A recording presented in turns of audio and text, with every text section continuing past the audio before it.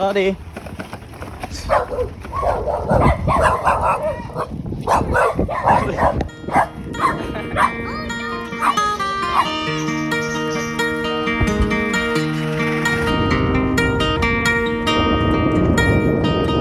Malayo pa ako sa aking pupuntahan, ayos lang di ko minamadali.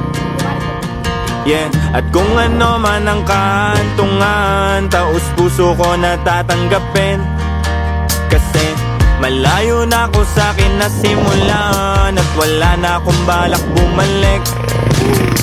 Yeah, sa mga bagay na alam ko namang magdudulot lang sa akin ng sakit, madalas na sumasagi sa munti kong pag-iisip. Gusto ko na mabuhay sa luntian panaginip, man sa kasalukuyan alam ko sa aking sarili na dun ako dadalhin ang pangarap ko at ihip. Malayo pa ako sa aking pupuntahan, ayos lang di ko minamadali. Yeah, at kung ano man ang kahantungan, taos puso ko na tatanggapin. Kasi malayo na ako sa akin na simulan, at wala na akong balak bumalik. Sa mga bagay na alam ko namang magdudulot lang sa akin ng sakit.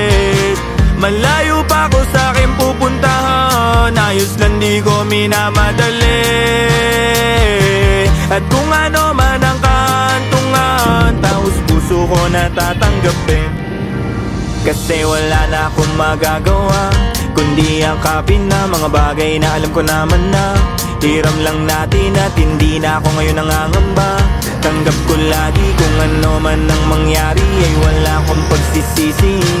Ang buhay natin sa mundo'y parang biyahe, minsan mabagal ang pag-usad, madaming madadaanan na mga pangyayari, at di natin masabi kung kailan gagarahe. Pero ganun pa man, patuloy lang lagi ang pag-ikot ng mundong di masabi. Pero isa lang ang aking masasabi, kat may buhay posible na pangarap mangyari.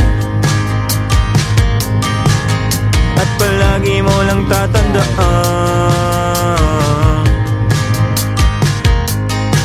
na di mo hawak ang kalalabasan. Sa buhay na meron ding katapusan, lahat ng bagay merong katapusan.